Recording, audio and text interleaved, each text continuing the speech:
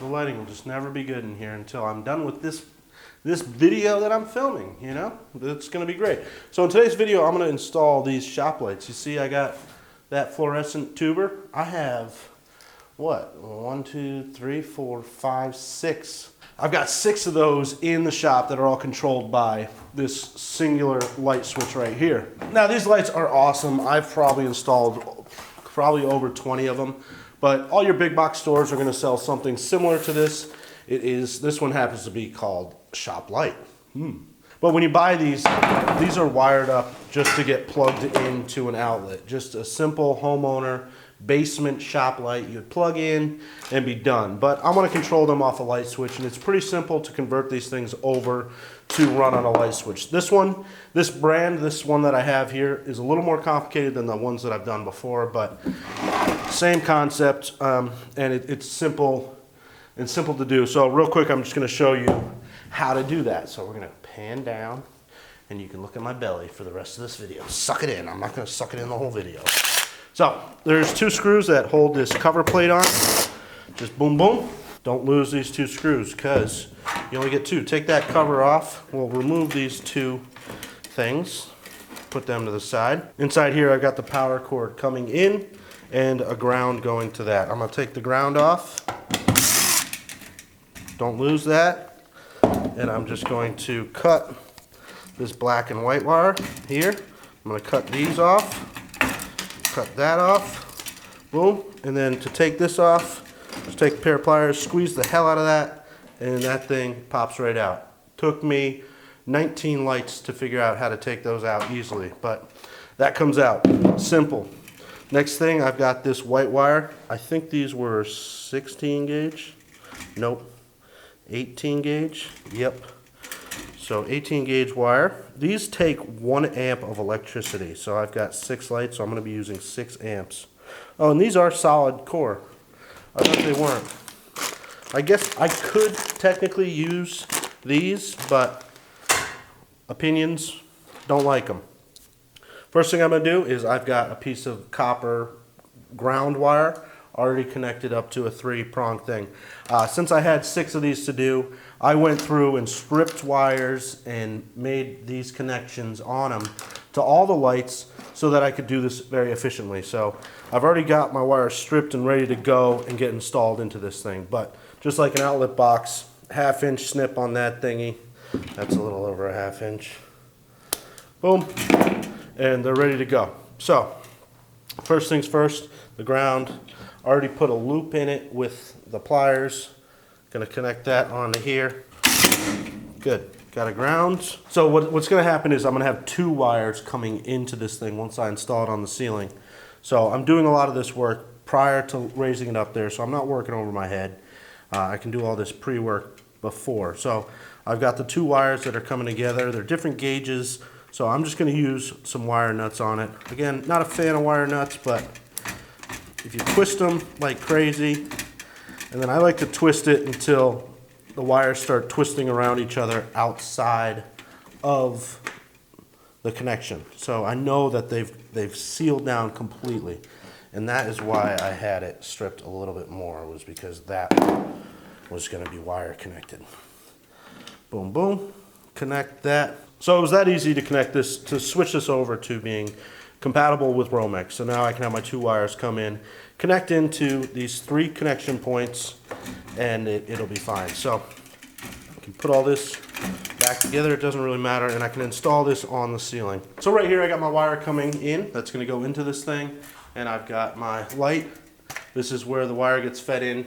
So I want these lights to be kind of centered over this thing. So I did math earlier, found the center, measured out 22.5. So I got a screw that is about 1.25 inches. Just connect that in there. Obviously any screw will work, that is not going to be too long. Good. So these are my 2 wires coming in. I'm going to feed them into the thing. Now there should be some type of coupler there or a fitting so the wire doesn't rub, but temporary. And I need about that much wire. So we can cut these off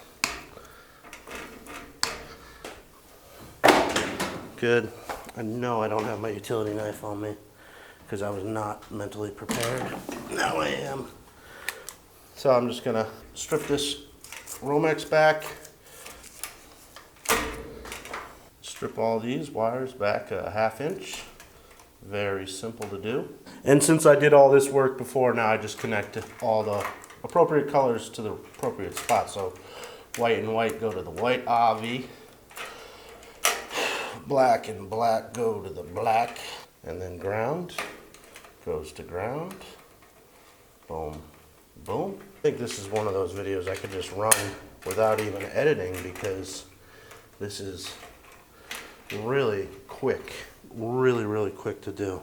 So it's all wired up, ready to go. I can put the cover plate back on.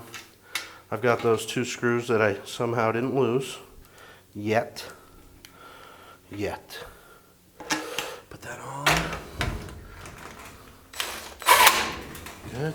The only thing I'm concerned about right now is that there's no wires sticking out on either side.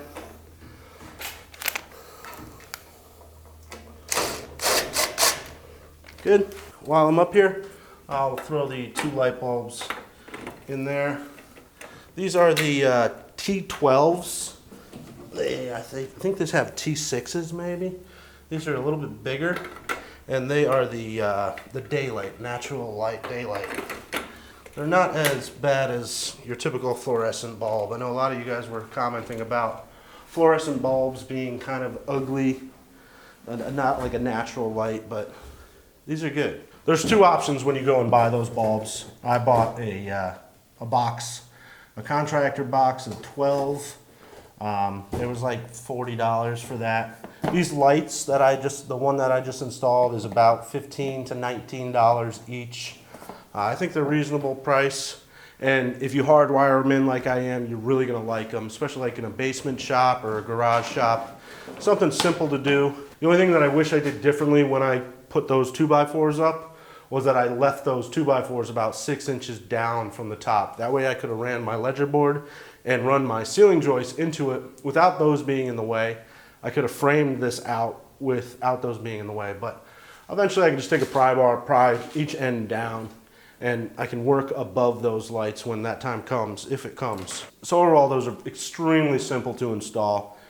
Just a little bit of wire stripping, a couple screws, boom, boom, boom. Put the bulb in, and you're ready to go. Obviously, I got 5 of them, 6 of them to do, so I'm just gonna show you that one, and I'm gonna bust out the other 2.